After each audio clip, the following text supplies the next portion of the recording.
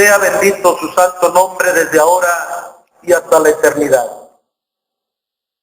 Encomendado a la gracia y al favor del Señor, amados hermanos, me dispondré en el nombre de Jesucristo a presentar ante ustedes el mensaje de la palabra de Dios, y que en esta tarde estaré disertando en torno al asunto que se le ha querido titular: ¿estará la iglesia en el juicio final? Para ello tomaré como una referencia escritural en la segunda carta que dirigiere San Pablo a la iglesia de Corinto, capítulo 5, y voy a invitarles, hermanos,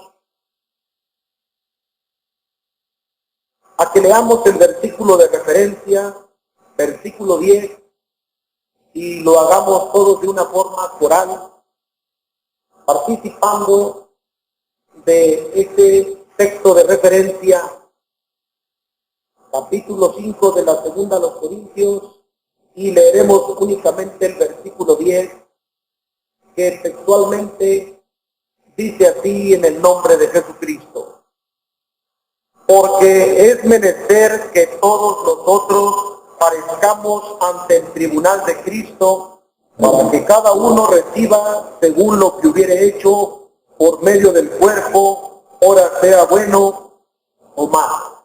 Amén. Apreciables hermanos, esta proposición bíblica es evidentemente uno de tantos temas que ha propiciado dentro del conocimiento que la Iglesia del Señor sostiene y de la fe que cada uno de nosotros hemos aceptado, la fe en Jesucristo nuestro Señor como nuestro único y suficiente Salvador. Fe que hasta el día de hoy, con su ayuda bendita, hemos procurado, con el favor de Dios, sostenerla y tener en el alma la garantía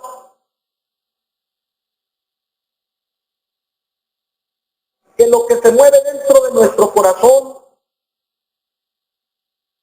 es una doctrina pura, santa, doctrina incomparable, y que en el mensaje que hoy nos mantendrá ocupados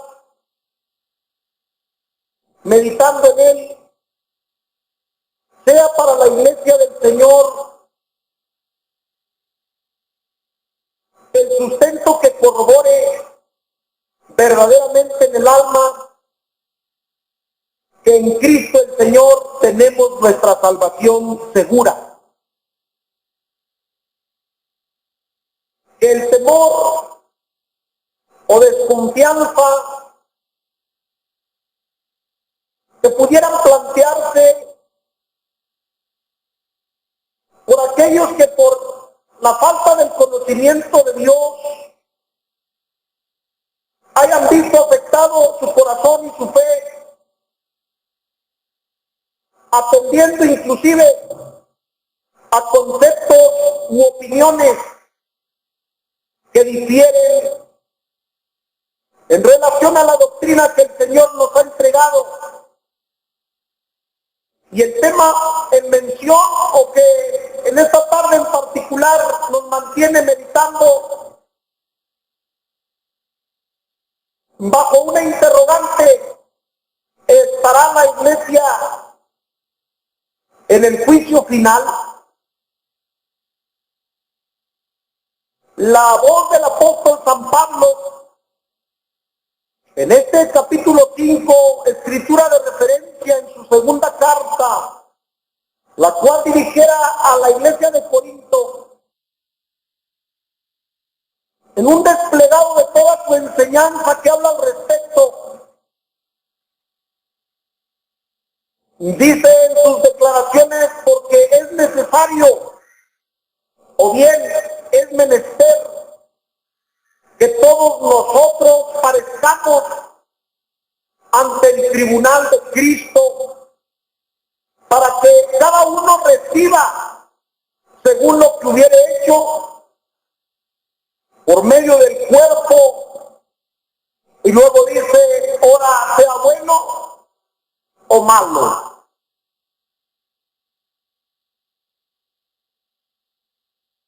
En este pasaje escritural en particular, se ha querido de alguna manera tomarlo como una referencia para sustentar la idea de que sí pueda ser posible que la iglesia esté en el juicio final. Se han hecho conjeturas al respecto. Sin embargo, es importante recurrir a todo el antecedente bíblico que la palabra de Dios nos presenta. Evidentemente que la iglesia del Señor necesitamos tener siempre en el alma los argumentos que la misma Escritura nos plantea y en ello tener en el corazón confianza y seguridad en nuestro ser.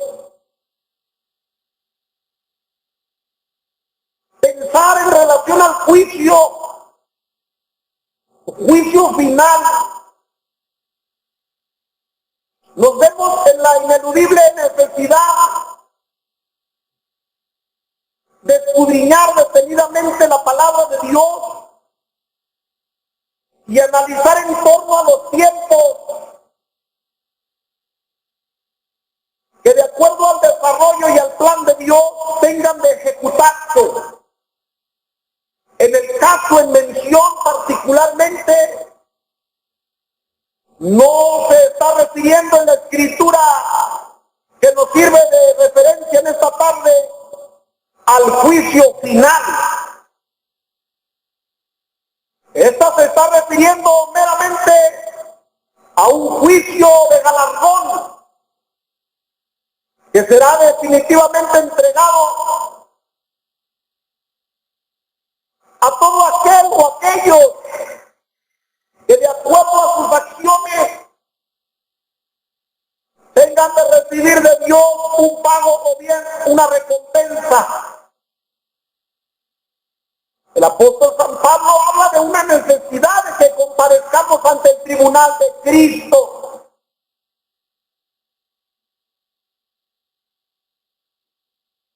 Y habla luego de que se reciba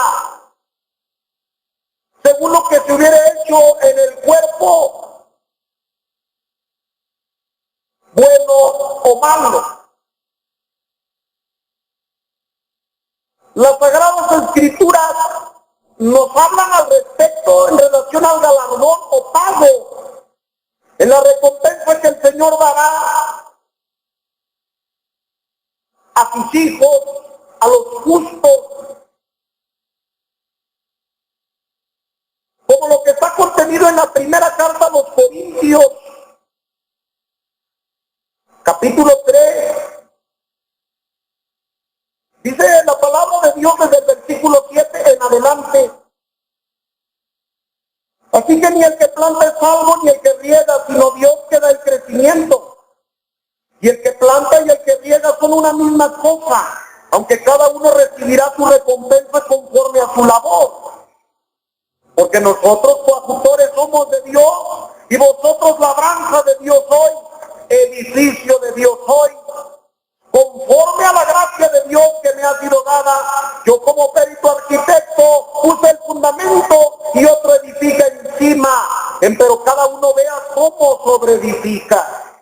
Porque nadie puede poner otro fundamento que el que está puesto, el cual es Jesucristo. Y si alguno edificare sobre este fundamento oro, plata, piedras preciosas, madera, heno, hojarasca, la obra de cada uno será manifestada, porque el día la declarará, porque por el fuego será manifestada, y la obra de cada uno cual sea, el fuego hará la prueba. Si permaneciere la obra de alguno que sobreedificó, recibirá recompensa. Si la obra de alguno fuere quemada, será perdida. Él empero será salvo, mas así como por fuego. Amén. Amados hermanos, escrituras de esa naturaleza, como la que se menciona en el mismo tenor, en el libro de Daniel, dice la escritura lo siguiente, capítulo 12 del libro de Daniel, dice la palabra de Dios así, capítulo 12 y versículo 3, y los entendidos resplandecerán como el resplandor del firmamento, y los que enseñan a justicia la multitud, como las estrellas a perpetua eternidad. Todos son estos elementos de referencia de un pago o una recompensa que Dios otorgará. Bien, escribe el mismo profeta Isaías y dice las siguientes razones. En el capítulo 62 de Isaías, profeta, dice la escritura lo siguiente, en su versículo 11. He aquí que Jehová hizo oír hasta lo último de la tierra. Decida la hija de Sión, he aquí viene tu Salvador. He aquí tu recompensa con él y delante de él tu obra. El galardón, el pago, la recompensa que Dios habrá de dar. Pero hablamos, amados hermanos, en aquellos que en su participación en la obra de Dios ejercieron o aplicaron en su participación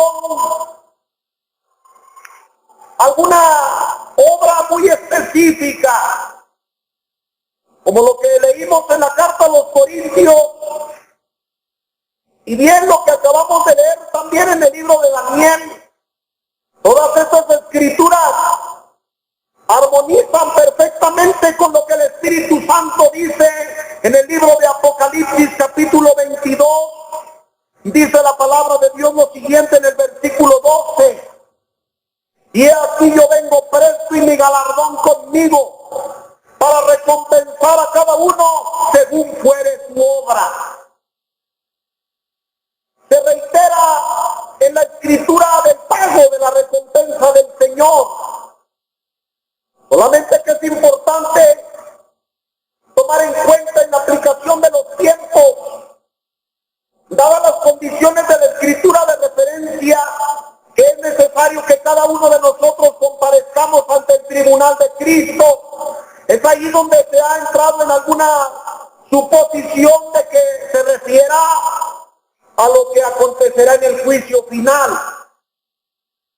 Amados hermanos, es importante tomar a la luz de las escrituras la enseñanza, como lo que menciona San Pablo en la primera carta a los Corintios capítulo 6, y dice en sus versículos 2 y 3, ¿o no sabéis que los santos han de juzgar al mundo?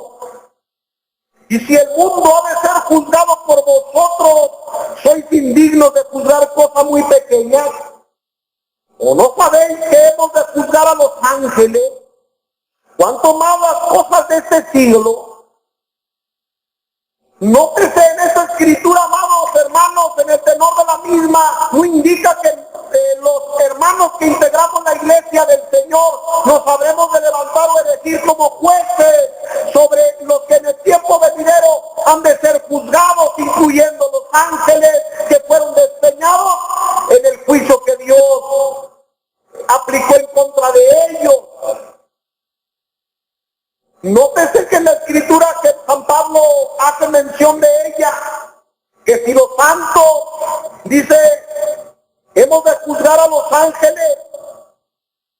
Por tanto, dice la escritura, que si hemos de juzgar al mundo y el mundo ha de ser juzgado por vosotros.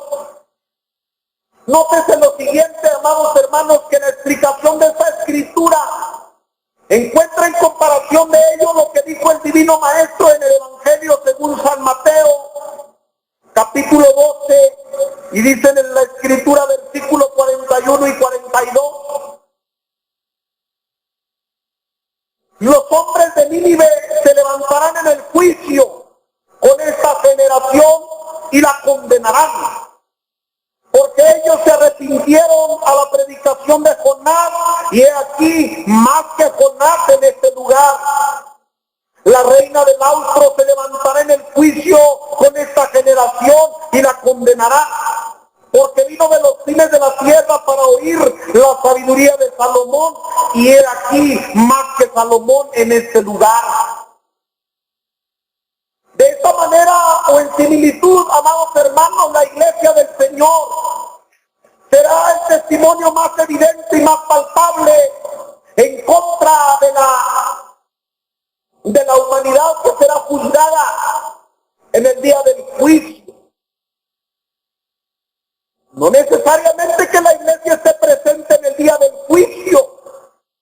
En esta aclaratoria, amados hermanos, nos referimos que así como la fe de los de Nínive o de la reina del austro, o bien en el caso de el pregonero de justicia Noé, que fue utilizado su testimonio para que este a su vez fuera elemento de referencia en el juicio ejecutado a la humanidad. Así será tomado el testimonio de la fe de la iglesia del Señor, para que en el día del juicio sea tomado como un punto de referencia indubitable, hermanos, para aquellos que sean traídos a juicio en el día del Señor. Qué importante es que nosotros nos demos cuenta que la salvación de la iglesia, del pueblo de Dios, está seguro. El pueblo de Dios no hemos fijado en nuestra esperanza en tener la necesidad de estar presentes en el juicio final. Que el Señor disponga o determine tomar el testimonio de los santos para llevarlo a juicio en contra de aquellos. Esa es la disposición de Dios. Mas, sin embargo, es importante para todos nosotros darnos cuenta que hay un solo juez y se llama Jesucristo.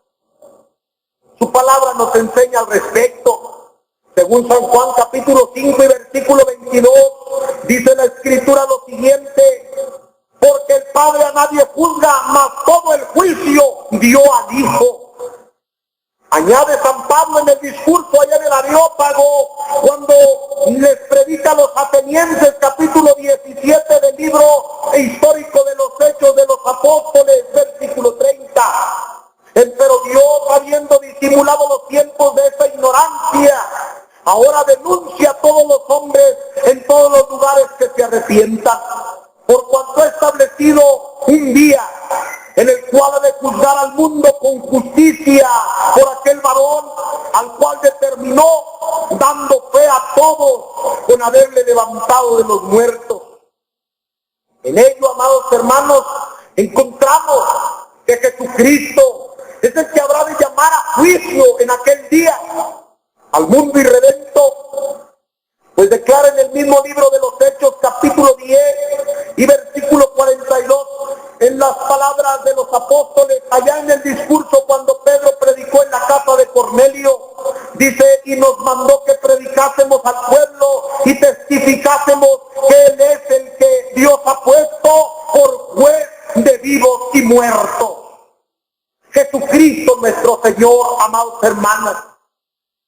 Es importante que nosotros tengamos en la claridad de lo que la Biblia nos enseña, el por qué sustentar que la iglesia del Señor no tendremos necesidad de hacernos presentes en el día del juicio final.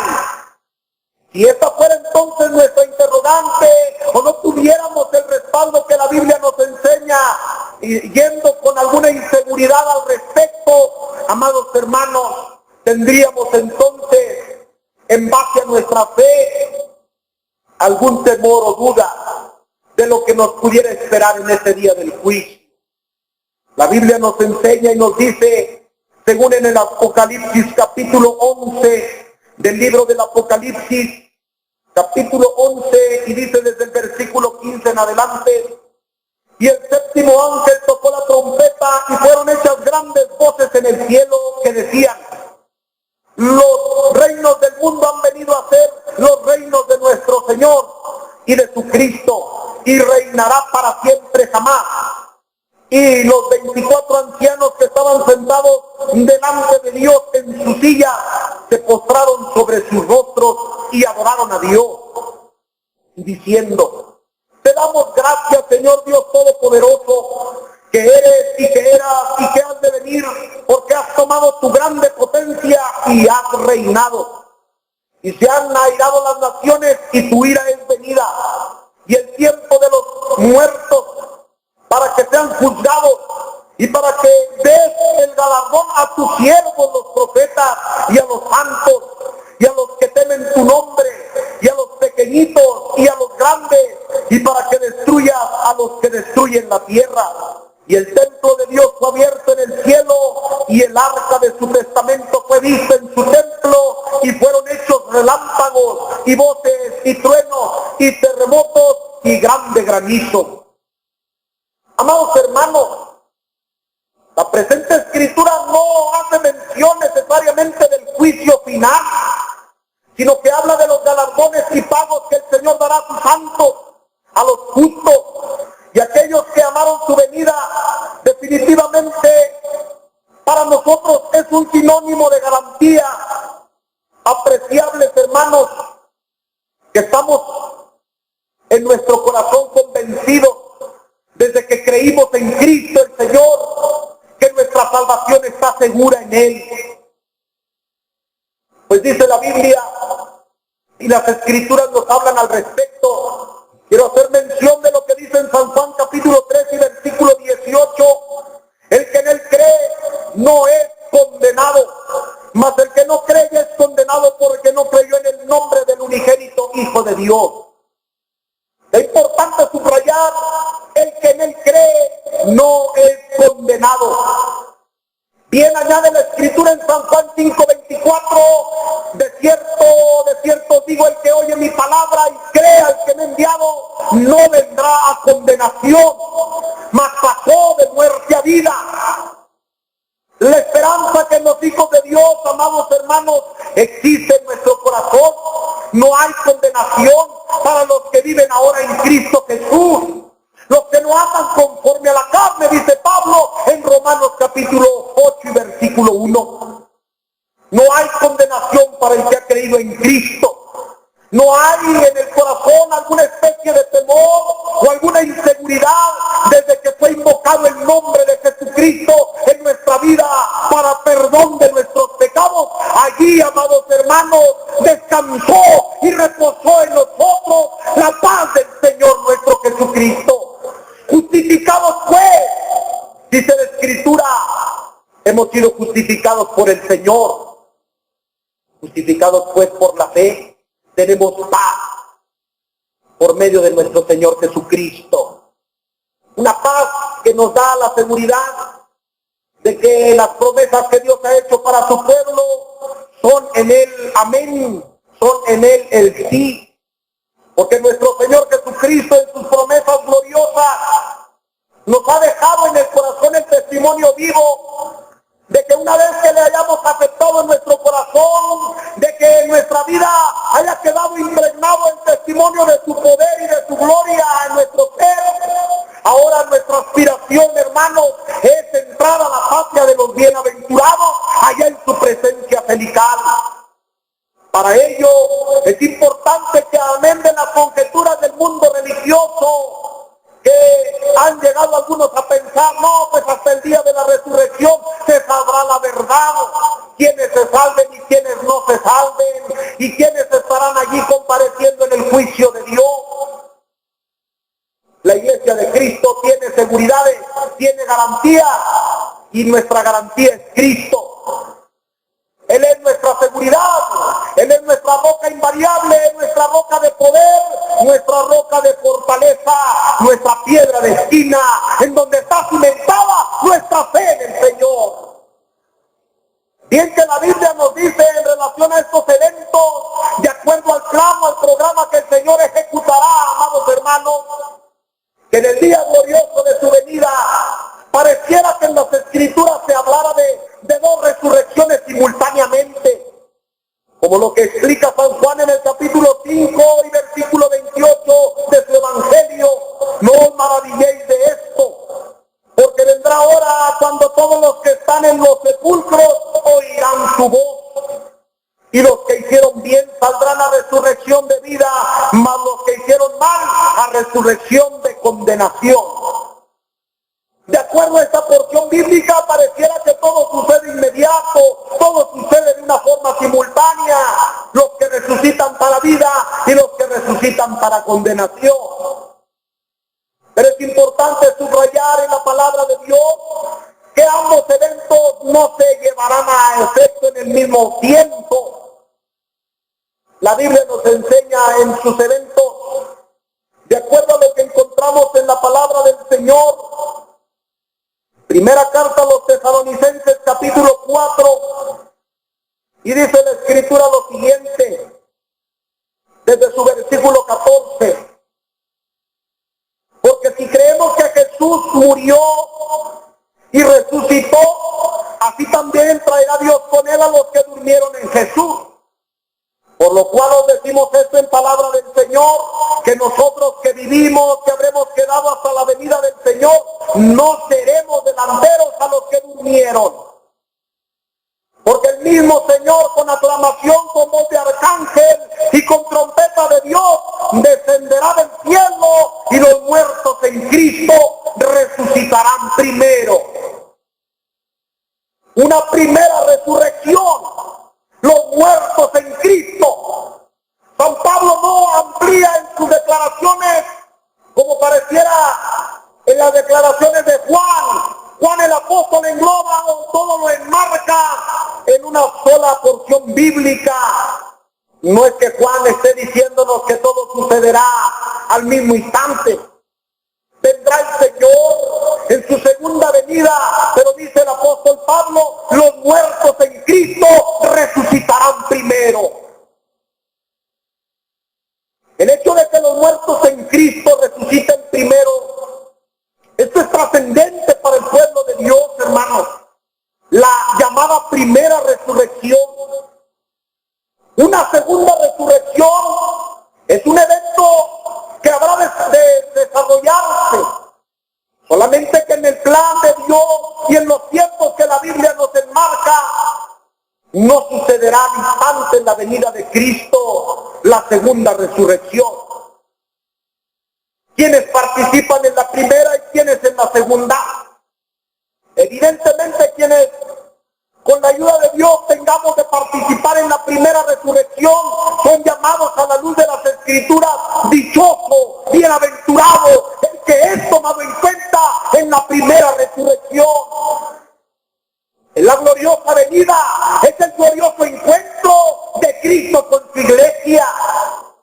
La bendición más maravillosa que la iglesia del Señor estamos esperando, que cuando Cristo aparezca, nos vayamos con Él en gloria.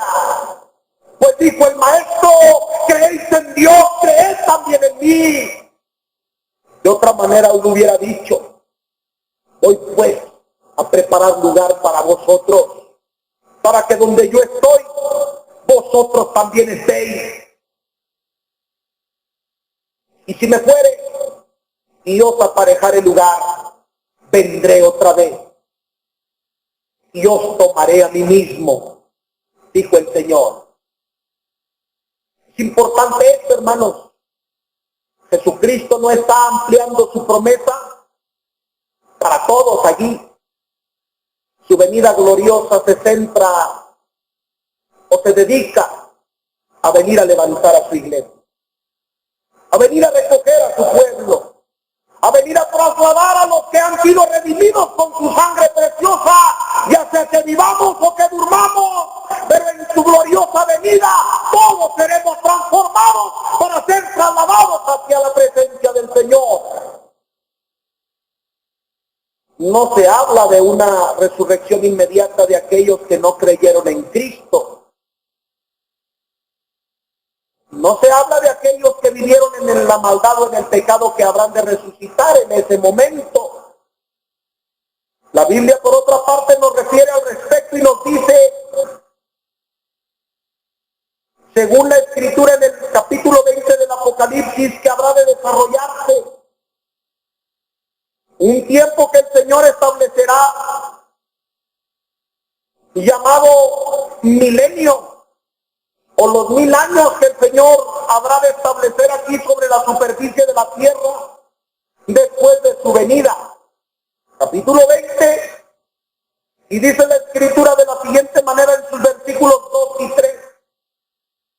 Y prendió al dragón, aquella serpiente antigua que es el diablo y Satanás, y le ató por 1000 años, y arrojólo al abismo y le encerró y selló sobre él, porque no engañen más a las naciones hasta que 1000 años sean cumplidos, y después de esto es necesario que sea desatado un poco de tiempo. Viene Cristo en su venida, levanta su iglesia, levanta lo suyo. Hermanos, ya se operó la primera resurrección para ellos. Y aparentemente todo sigue igual. El correr de la vida, aparentemente todo está igual. Pero en los planes de Dios no lo es así.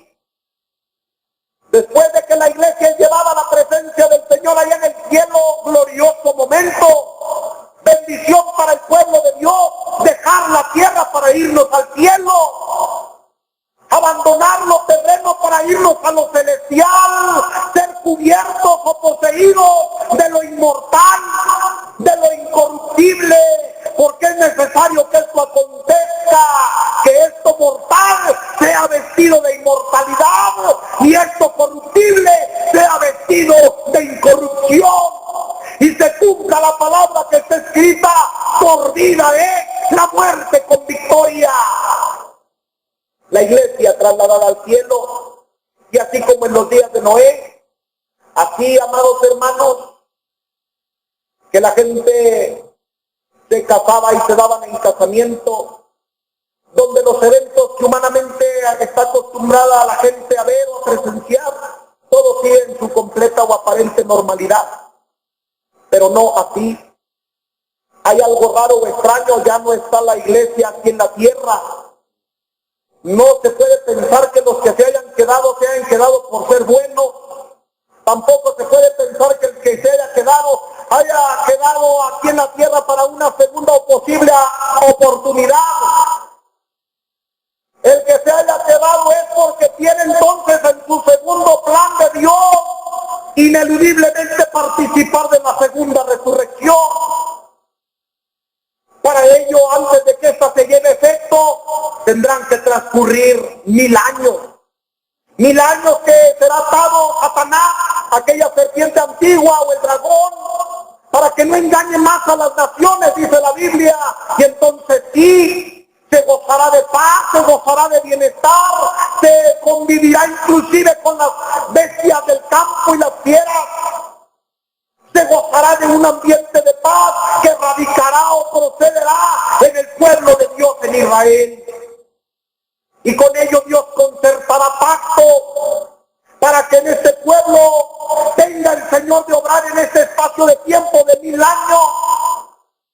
Y que cumplido en ese tiempo el Señor dice que en ese tiempo de 1000 años habrá niños de 100 años. Cosas incomparables a las que hoy vemos. Las armas de guerra serán ahora utilizadas para instrumentos de labranza. En fin, se describe de un tiempo incomparable, que la paz que emanará de Israel se trasladará a todo el mundo, a todas las naciones. No es para Satanás. ¿Quién engañará al mundo? ¿Quién promoverá el mal? Definitivamente habrá paz. Pero no estará la iglesia en ese tiempo. No estará el pueblo de Dios allí gozando de ese milenio. La iglesia está con el Señor, porque ya ha sido llevada allá ante el Cordero Santo. Y no hay problema para el Señor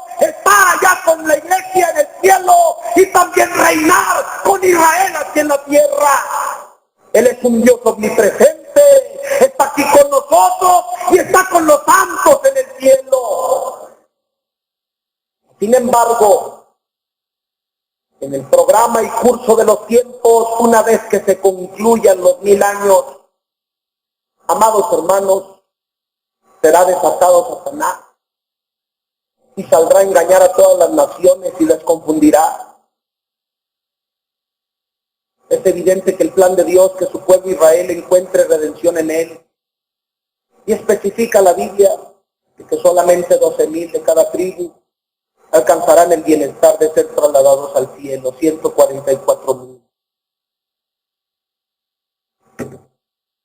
Por otra parte, cuando Satanás es desatado y engaña a todas las naciones para confundirles y concertarles a llevarlos a que rodeen el campo de donde está el pueblo de Dios y sitiarlo para que se ejecute la última guerra entre el bien y el mal, la batalla del Armagedón. La Biblia nos declara que ese es un tiempo que Dios determina que se lleve a efecto, porque vendrá de Sion el libertador, dice la Biblia. El que vendrá sobre su caballo, dice, y sentado en él tendrá en su muslo una inscripción que diga Rey de Reyes y Señor de Señores.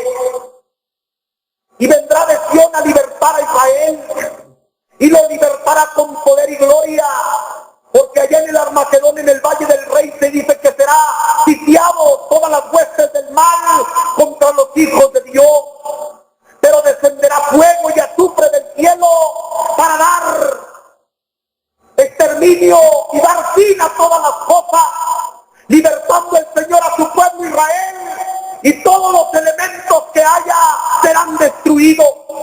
Entiendas en ese momento, hermano, que será el fin del mundo, la destrucción de todas las cosas que Dios ya tiene previstas. El cielo sí se huyó de su lugar y la tierra no fue hallado más en lugar de ellos.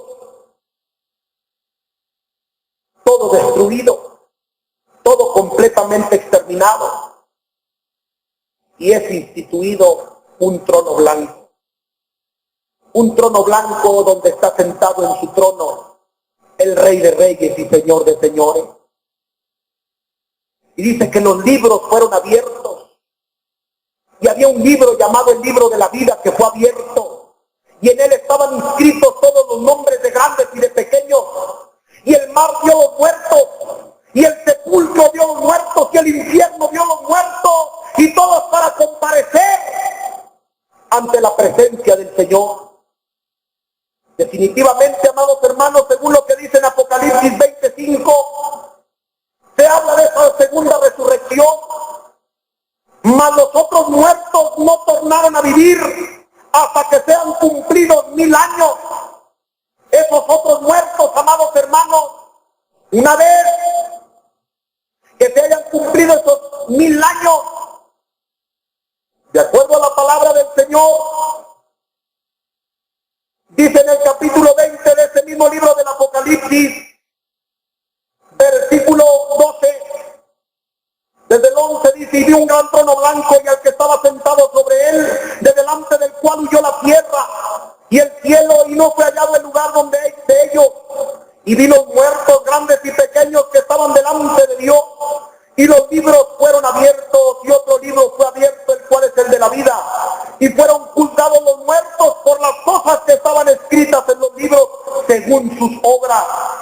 Y el mar vio los muertos que estaban en él, y la muerte y el infierno vieron los muertos que estaban en ellos, y fue hecho juicio de cada uno según sus obras. Aquí sí es el juicio final, hermanos. Y el infierno y la muerte fueron lanzados en el lago de fuego. Esta es la muerte segunda. Y el que no fue hallado escrito en el libro de la vida fue lanzado en el lago de fuego. Todos estos elementos de referencia nos dicen con claridad, hermanos, que para cuando todo esto acontezca o suceda, la iglesia del Señor, desde tiempo atrás, ya está gozando en la presencia del Señor. Que el Señor haya querido tomar o tenga en su disposición o soberanía tomar a la iglesia como un testimonio para aquellos que pretendan o quieran en el día del juicio justificarse a sí mismos delante del Cordero Santo, delante del juez de toda la tierra. Tendrá el Señor más de uno que utilizará como elemento de juicio en contra aún de los mismos ángeles. Qué precioso será si el nombre de alguno de los que estamos sea utilizado para decir él y su fe se conservaron. Fue utilizado el testimonio de la hermana, del hermano, para decir, y se sostuvo, y se guardó, y se mantuvo en la gracia. Por eso hoy vislumbra ante los juicios de Dios de aquellos que lamentablemente serán lanzados al fuego eterno. Que la iglesia de esa manera juzgará. Dios dispondrá de esa forma, hermano. Así como utilizó a Noé, así como utilizó a los de Nínive, y los utilizará inclusive, así será utilizado el testimonio de la iglesia de Cristo en el día final, en el juicio final. Pero no con ello se indica que nosotros estaremos presentes en el juicio. Más bien la iglesia estaremos gozando en la presencia del Cordero Santo. No tendremos preocupación o pendiente en el alma de ver si juzgan, a quién juzgan o a quién no juzgan. Nos han dicho personas, hermanos, pues hasta que no se vea ese día, ahí sabremos si el hermano era hermano o la hermana era hermana. Hasta ese día del juicio no. Estaríamos llegando cada día al altar siempre con un temor, una inquietud en el alma, ¿me estaré o no segura mi salvación? Cuando el cristiano se guarda para su Señor, cuando el Hijo de Dios se conserva para su Señor, en el alma siempre hay confianza, hay seguridad, hay en el corazón, amados hermanos, testimonio para vida. No venimos con inseguridad a ver si, Señor, con lo que tú hiciste por mí, a ver si me es posible salvarme. No, el cristiano llegamos con convicción en el alma, con seguridad en el corazón, que vamos esperando el día de la redención de nuestros cuerpos. Cuando todo esto acontezca, dice la palabra de Dios, sabed que está cerca vuestra redención. Y alzad vuestras cabezas, dice la Biblia, porque el que ha de venir vendrá y no tardará para darnos galardón, hermanos, no para llamarnos a juicio de condenación. Por eso dice Pedro el apóstol, si el juicio de Dios ha de comenzar por nosotros, la epístola que San Pedro escribe, dice en su capítulo 4 de la primera, versículo 17, porque es tiempo de que el juicio comience de la casa de Dios. Y si primero comienza por nosotros, ¿qué será el fin de aquellos que no obedecen al Evangelio de Dios? Y si el justo con dificultad se salva, ¿a dónde aparecerá el infiel y el pecador? Cuando dice San Pedro que es tiempo, porque es tiempo de que el juicio comience de la casa de Dios. No es el juicio final. Es lo que aquí en la tierra muchas veces tenemos que acomodar en nuestra vida y condición moral. Si hayamos faltado al Señor en alguna parte de nuestra vida, es tiempo, dice Pedro, que comience aquí en la tierra, cuando Dios nos da la oportunidad de hacer cuentas con Él. No esperar al día de la resurrección a ver si se levanta o no en alguna fe incierta. Por eso aquel hermano en el cual es aplicado o administrado el juicio de Dios aquí terrenalmente, cuando Dios utiliza el conducto o utiliza el instrumento o medio para ello, específicamente a sus siervos, hermanos, es aquel hermano o hermana. No significa que porque algún hermano se le haya, en alguna oportunidad de su vida, en algún lapso de su vida, se le haya aplicado disciplina, no significa que este hermano no se vaya a salvar. Todo está en la bendición y en la misericordia de Dios. Pero si aquí en la tierra prefirió ese hermano o esa hermana acomodar su vida o ajustar sus cuentas con Dios, cuando venga la bendición de que Dios nos llame a su presencia, ese corazón reposa seguro. Está tranquilo ese corazón, porque sabe que aquí en la tierra, cuando fue necesario, tuvo que comparecer ante el Señor para acomodar su vida. Mientras, por otra parte, hay quien ha llegado a decir, bueno, hermanos, pues aunque llevo algo guardado por allí, hasta que me vaya a la tumba y así me voy. Total, si el día de la resurrección no me levanto, pues ya será así. Qué difícil es pensar de esa manera en un corazón, en un camino bastante tenebroso donde no hay seguridad. Pero cuando el corazón tiene convicciones, seguridades, yo sé bien a quien he creído, decía Pablo, estaba seguro, confiado, y no como una vanagloria de decir yo me salvo y estoy salvo. No, es aquel que tiene en su alma la garantía que lo que Dios ha hecho es real y verdadero.